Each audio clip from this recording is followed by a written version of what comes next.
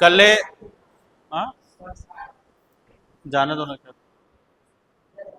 धातु का एक पार्ट हो चुका है, हो गया ना।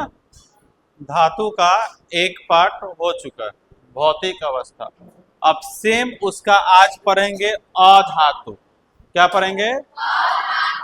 अधातु के बारे में। कल धातु के बारे में खत्म हो गया, भौतिक अवस्था खत्म हो गया, रासायनिक अवस्था थोड़ा बहुत है तो उसमें कोई बड़ी बात नहीं है।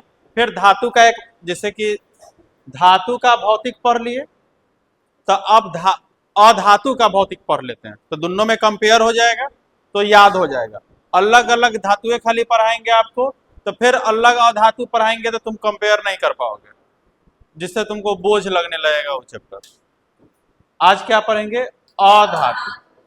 जैसे जैसे धातु में चले हैं सेम वैसे ही है किस में चलेंगे? अधातु। क्लास में सिर्फ दिमाग लेके बैठोगे, दिमाग चंचल है, शरीर यहाँ रहता है, दिमाग के नहो चल जाता है। तो पूरा दिमाग को 10 मिनट शांत रखना है और 1 घंटा पढ़ना है। तो 10 मिनट शांत रखोगे तो बाद यहाँ मन लग जाएगा, बाद मन नहीं जाएगा इन्हें उन्हें। जब बात समझ में आती है तब बात इन्हें उन्हें नहीं जाएगी। रेडी? हाँ, तुम लोग उतने नुका के कला बढ़ जाते एसी के चलते, ठंडा लगता है कर। चलिए आज क्या पढ़ेंगे हम लोग? अधातु।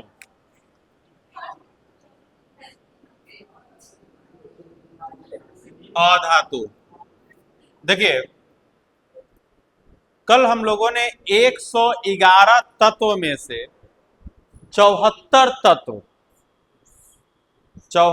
तत्व जो है वो धातु था। तब कितना बच गया जो अधातु हो? 37। कितना बच गया जो? लेकिन 37 में कुछ जो है जिसमें मिश्रण है, यौगिक का उसमें गुण मिला हुआ है, तो टोटल जो अधातु है वो 22 गो है। अधातु कै गो है? 22 गो। ध्यान से समझिए। कौन है ये? जल्दी चलो। देखिए, अधातु की संख्या कितना है? 22। 22 गो। अधातु कितना है? 22 गो। ध्यान से समझिए। अधातु की संख्या कितनी है? 22। एगो द्रव ओ में घुसल है और एगो द्रव इसमें भी घुसल। ध्यान से समझना। धातु जो पढ़े थे वो टोटली ठोस अवस्था था, सिर्फ एक्के गो है जो द्रव अवस्था में था, वो है पारा। कौन था? पारा। इसमें क्या है ध्यान से समझो। इस 22 गो में 11 गो गैस है। 11 गो कौन है? गैस। जितना गैस का नाम सुनते हो ना, गैस का नाम सुनिएगा अधातु नाम रख दीजिए उसको। हाइड्रोजन क्या है? गैस। ऑक्सीजन क्या है? नाइट्रोजन, हीलियम, क्लोरीन, आर्गन, सब गैस। सब गैस को छाट के कहा रख दिया गया? अधातु में। तो 11 गो तक गैस हो गया। 11 गो। 10 गो ठोस है। 10 गो क्या है? ठोस है। और बचा क्या गो अब? एगो। एगो क्या है? द्रव है। ये द्रव कौन है? ब्रोमीन। अरे ब्रोमीन गधा, पारा बोलता है, पारा धातु है। कोई ऐसा एग्जाम 10th का आज तक नहीं हुआ जिसमें या तो पारा या फिर ब्रोमीन से कोई एक क्वेश्चन न हो साइंस के एग्जाम में। एक तक कहेगा इनमें से कौन सी धातु द्रवावस्था में होती है, तो धातु आया तब पारा खोजिए, अधातु आएगा तो ब्रोमीन। पिछला बार फर्स्ट सिटिंग के एग्जाम में पूछा था, फर्स्ट सिटिंग या सेकंड सिटिंग एग्जैक्ट याद नहीं है, इनमें से कौन सी धातु, ऐसे नहीं, थोड़ा नचाया था क्वेश्चन, इनमें से कौन सी धातु है जो द्रवावस्था में नहीं होती?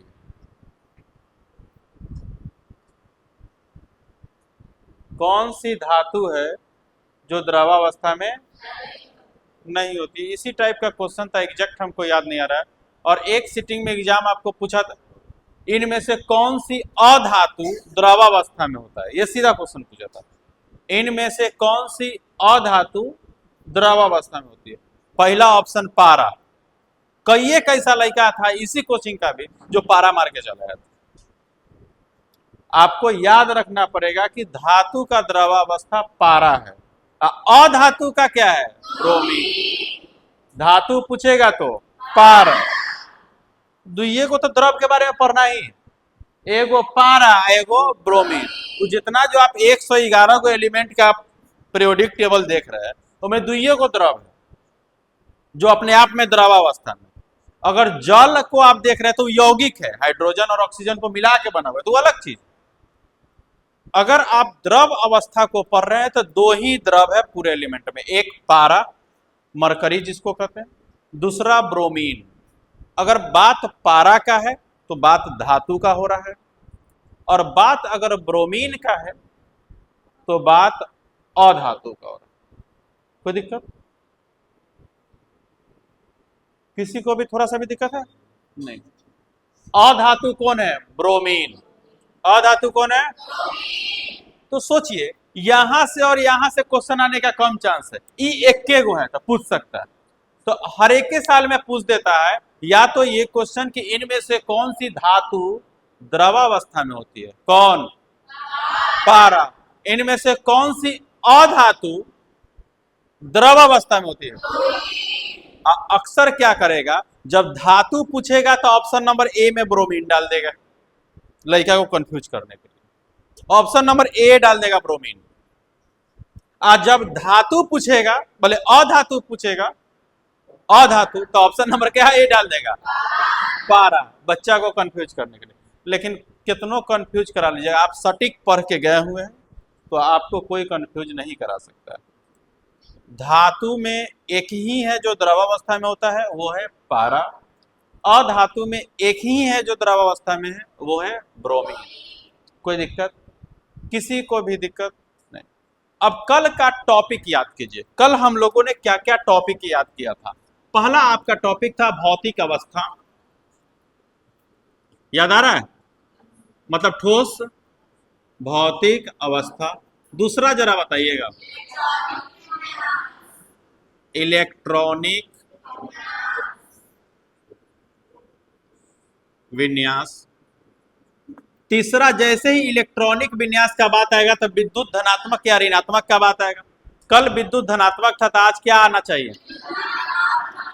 विद्युत ऋणात्मक।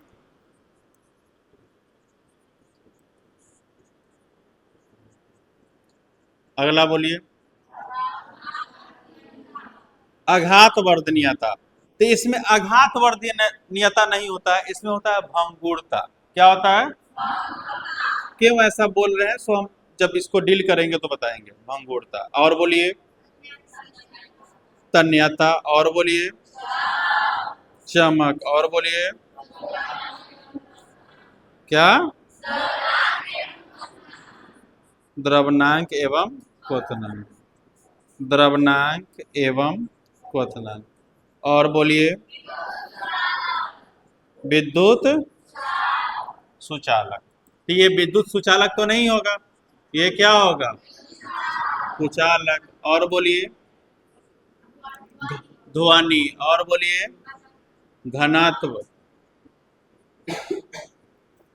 ये आपको एक लाइन से याद होना चाहिए। भौतिक अवस्था, इलेक्ट्रॉनिक विन्यास, विद्युत ऋणात्मकता, भंगुरता, तन्यता, द्रव चमक, द्रवनांक एवं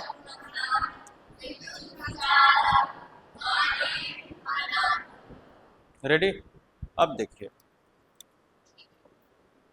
भौतिक अवस्था में तो ये ठोस मूल रूप से ज्यादा क्या है, गैस, लेकिन ठोस भी तनको से कम नहीं लग रहा है, लगभग बराबर में घूम रहा है। कल क्या था ना कि भौतिक अवस्था सबे ठोस था, जहां पर 74 गो में 73 गो ठोस हो जाए तो ओवरऑल आप ठोसे कहिएगा। लेकिन अधातु ठोस और गैस अवस्था में होती है। अधातु कैसी अवस्था में होती है? एक ही अपवाद है ब्रोमीन, जो द्रवावस्था में होती है। कोई दिक्कत? तो ये कैसी अवस्था में होती है? ठोस एवं गैस। तो पहले गैसे लिख लीजिए क्योंकि ये ज्यादा है।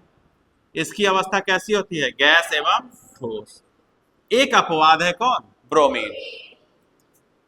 इलेक्ट्रॉनिक विन्यास इसका होता है 6, 7, 8, सॉरी 8 तो नहीं होगा, 5, 6, 7, 5, 6, क्योंकि हमें 8 पुराना है तो 5 में कितना जोड़ेंगे तो 8 पुरेगा? 3। तो 3 लेगा कि 5 देगा?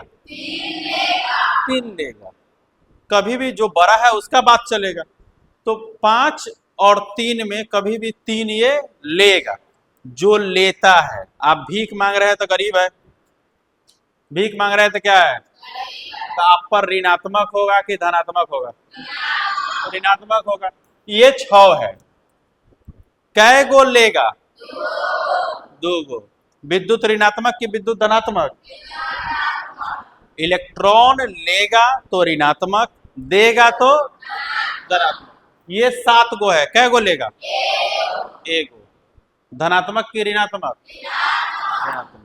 तो इसका इलेक्ट्रॉनिक विन्यास या इसका संयोजकता या इसके बाह्यतम कक्षा में मौजूद इलेक्ट्रॉनों की संख्या या तो 5 होती है, नहीं तो 6 होती है, नहीं तो, अर्थात यह विद्युत क्या होता है? ऋणात्मक होता है। कहां देख रहा है जी? क्या प्रॉब्लम है? सीधा बैठो। ये क्या होता है? विद्युत ऋणात्मक होता है। ये देखिए, ये आघात वर्धनीयता के जगह भंगुरता लिखा है। कल क्या था ना कि धातु आघात वर्धनीय होती है, जैसे उस पर आघात कीजिएगा तो पत्थर बन जाएगा, पत्थर बन जाएगा। लेकिन अधातु जो होता है वो पत्थर नहीं बनता है, वो चूर चूर हो जाता है। पहली नंबर बात, आप तो गैस पर आघाते नहीं कर सकते हैं, तो आप कह सकते हैं कि 11 एलिमेंट तो ऐसा है जिस पर आप आघात कर ही नहीं सकते। आप हवा में क्या टेंगारी चलाइएगा? तो अधातु में तो एक तो आघात कर नहीं सकते हैं। दूसरी नंबर चीज, अगर ठोस पर आघात कीजिएगा तो वो चूर चूर हो जाएगा, बुकनी बुकनी हो जाएगा। जैसे सीसा, लेड, सीसा, सीसा अधातु। अगर सीसा सामने रख के और पर हथौड़ी चलाइएगा, क्या उससे आप लमरने का उम्मीद रख रहे हैं? चूर चूर हो जाएगा।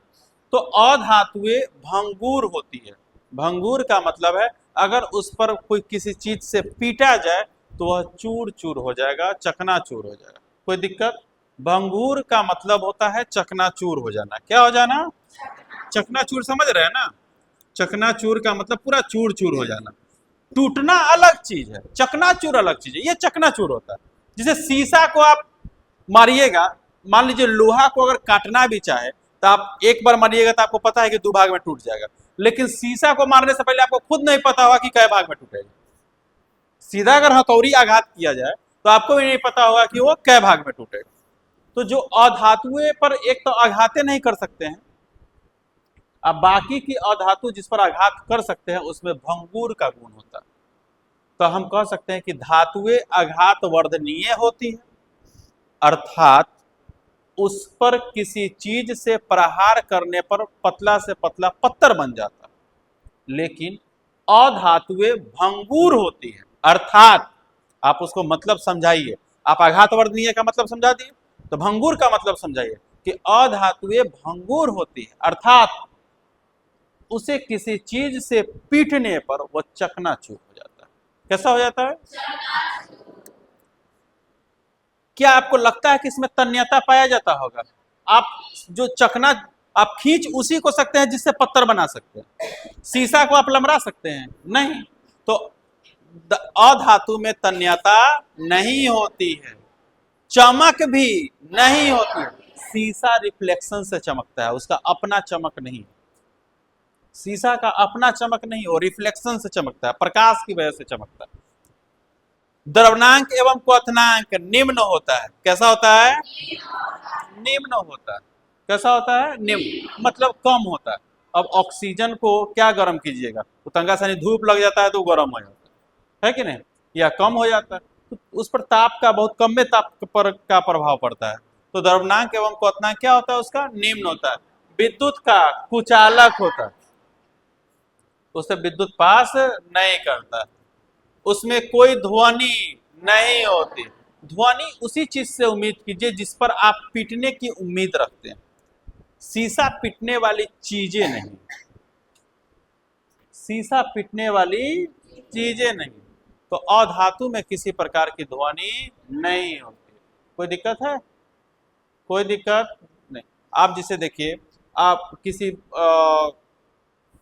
किसी मंदिर में या कहीं भी घंटी बनाया जाता है, हो सकता है वो स्टील का भी हो, ऐसे पित्तल का होता है लेकिन स्टील का भी हो, तो होता है ना एक तरीका से कि आप पीट सकते हैं उसको, एक विशेष प्रकार की ध्वनि निकलती है। कि स्कूल से छुट्टी होगा तो शीशा पीटिएगा, ये होगा पॉसिबल? तो अधातु में कभी पीटने की जरूरत ही नहीं पड़ती है, उसको पीटिएगा खराब हो जाएगा। तो अधातु में कोई ध्वनि नहीं होती। इसका घनत्व कम होता है। घनत्व होता है, किसी भी चीज का घनत्व होता है लेकिन कम होता है। ऑक्सीजन का क्या घनत्व रहेगा, जबकि एन इतना कम है। आप याद कीजिए ना, क्लास 9th में ठोस हम ऐसे पढ़ाए थे, याद है? द्रव में ऐसे, गैस में ऐसे, है ना? इसका ठोस का घनत्व तो सबसे ज्यादा होता है, द्रव का घनत्व उससे कम होता है, गैस का घनत्व सबसे कम होता है। कुछ चीज इसमें अपवाद है, जैसे समझिए, यहां तक समझ गए? आइए ध्वनि और चमक में, एक चमक का है, चमक, दो चीज में चमक पाया जाता है, ये अपवाद है। एक आयोडीन, नमक में अपना चमक होता है। आयोडीन जो है वो अधातु है, लेकिन अधातु में, लेकिन आयोडीन में देखिएगा नमक का एक अपना चमक है कि नहीं है? तो आयोडीन में चमक होता है। दूसरा चीज ग्रेफाइट, ग्रेफाइट देखें आप लोग, पेंसिल देखें, पेंसिल, पेंसिल का नोक, वो जो नोक होता है वो ग्रेफाइट होता है।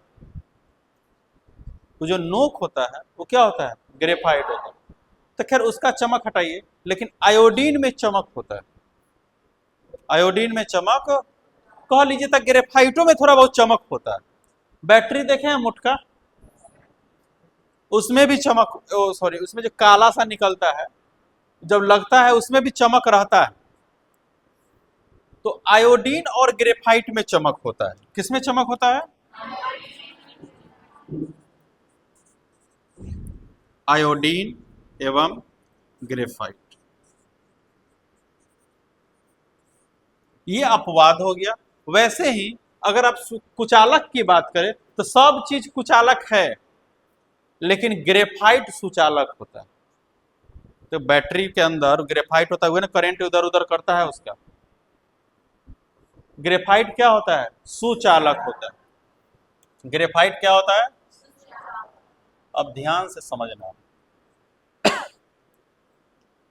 आपको इतना चीज पता है कि नहीं होता है, जरा सा मिलाइए धातु से। धातु का इलेक्ट्रॉनिक विन्यास, सॉरी, धातु की भौतिक अवस्था ठोस होती है। एक अपवाद है, कौन? पारा, जो कि द्रव अवस्था में होता है। रिलेट कर रहे हैं। अब आइए अधातु पर। अधातु की भौतिक अवस्था या तो गैस होती है या ठोस होती है। एक ही अपवाद है, कौन? कौन सी अवस्था में पाया जाता है? एक चीज क्लियर है। दूसरा चीज में आइए, इलेक्ट्रॉनिक विन्यास। धातु का इलेक्ट्रॉनिक विन्यास याद कीजिए। धातु के बाह्यतम कक्षा में मौजूद इलेक्ट्रॉनों की संख्या 1 या 2 या 3 होती है। कोई दिक्कत? अधातु में मौजूद बाह्यतम कक्षा में इलेक्ट्रॉनों की संख्या 5 या 6 या, समझ गए? एक चीज और जोड़ सकते हैं, धातु इलेक्ट्रॉनों का त्याग करता है, कह सकते हैं आप। अधातु इलेक्ट्रॉनों का ग्रहण करता है, एक चीज भी हो सकता है। इस पे आइए, धातु पर आइए, 1 2 3 था तो दे देगा तो धनात्मक। धातुएं विद्युत धनात्मक होती, अधातु विद्युत। इस पर आइए, धातु में इसका नाम आघात वर्धनीय था ना। धातु आघात वर्धनीय होती है, अधातु अर्थात उसे पीटकर पतला से पतला पत्थर बनाया जा सकता है। अधातुएं भंगुर होती है, अर्थात इसे पीटने पर वह चकनाचूर। कोई दिक्कत? आगे आएगी। तन्यता, धातु के पास पहले चलिए। धातु तन्य होती है, उसमें सबसे अधिक तन्य सोना होता है। याद है? सबसे अधिक तन्य, उसके 1 ग्राम सोना से 2 किलोमीटर लंबा तार बनाया जाए। लेकिन अधातुएं तन्य नहीं होती। आगे आगे, चमक, थोड़ा सा अपवाद अब लेके चलेंगे। धातु में एक विशेष प्रकार की चमक होती है जिसे धातुई चमक कहते हैं।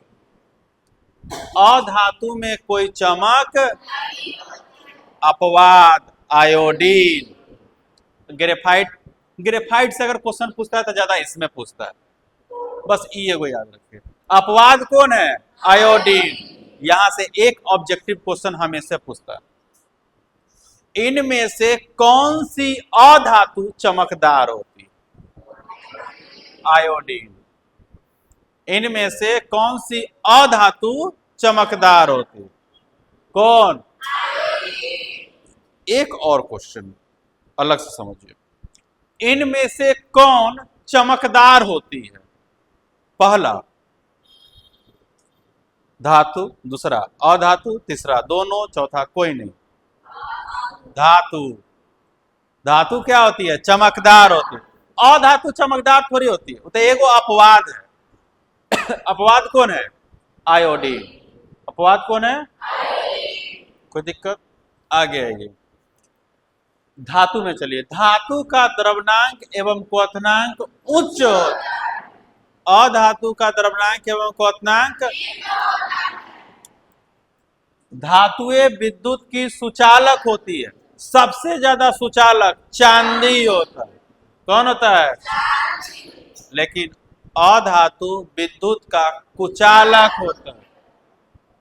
अपवाद ग्रेफाइट। क्वेश्चन, इनमें से कौन सी अधातु विद्युत की सुचालक होती है? ग्रेफाइट। कौन होती है? ग्रेफाइट। कौन होती है?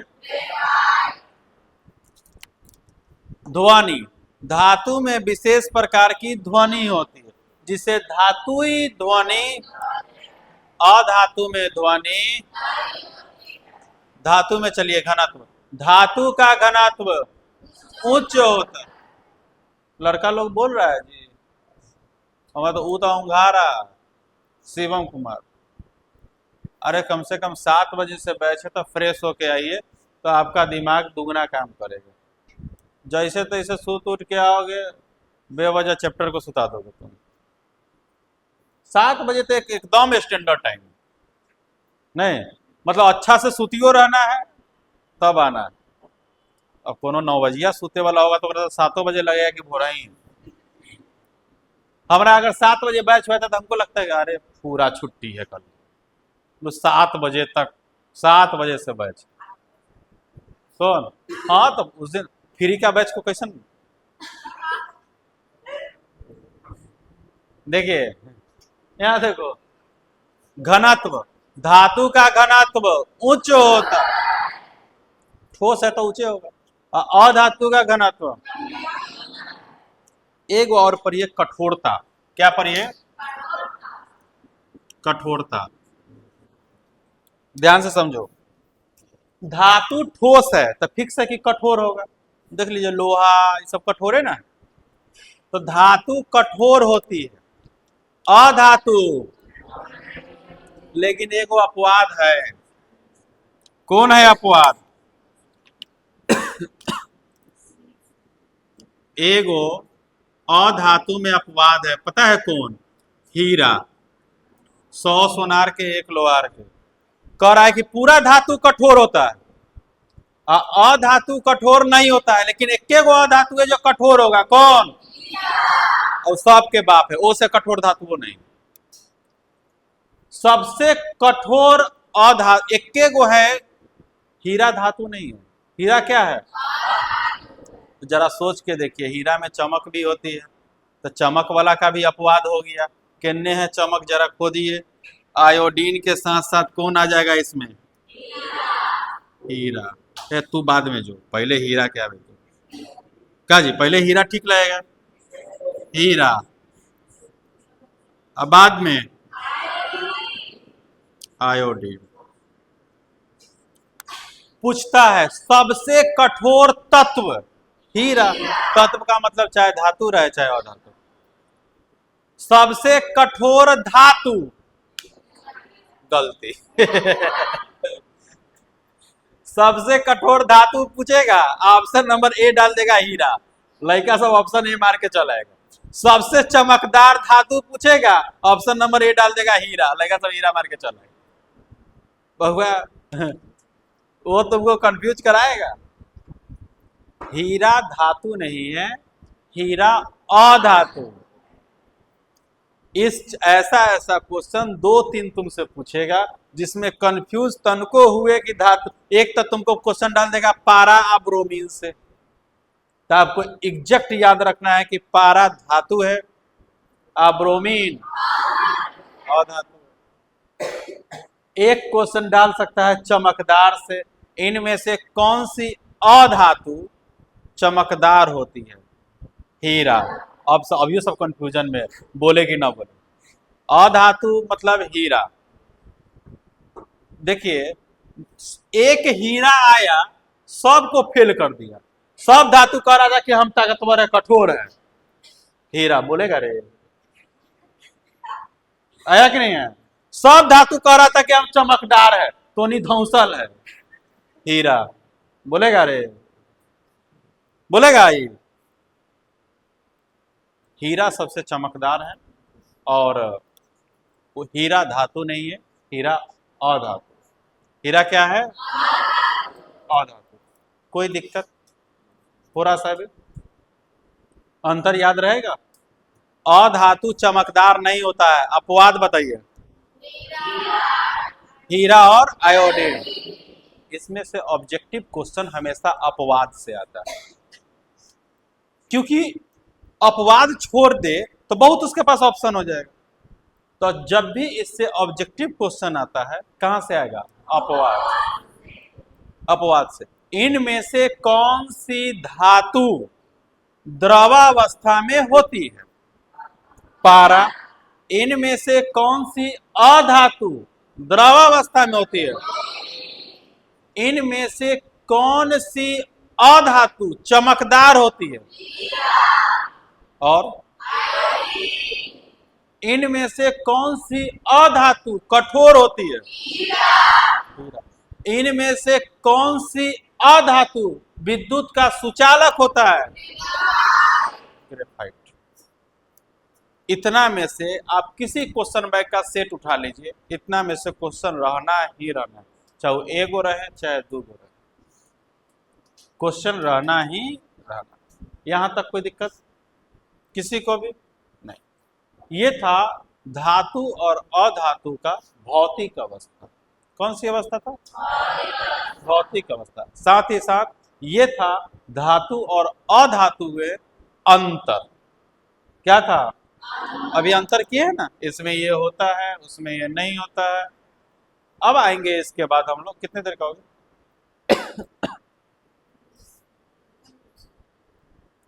अंतर आप लोग को याद हो गया? आज यही रहने देते हैं, कल एक साथ पढ़ेंगे धातु की रासायनिक अवस्था और फिर अधातु की रासायनिक अवस्था, लगले दोनों एक के साथ, और दोनों में अंतर, दोनों में। उसके बाद आगे चलेंगे उसके बाद संयोजकता में। ठीक है, फिलहाल एक होमवर्क करना होगा आप लोगों को।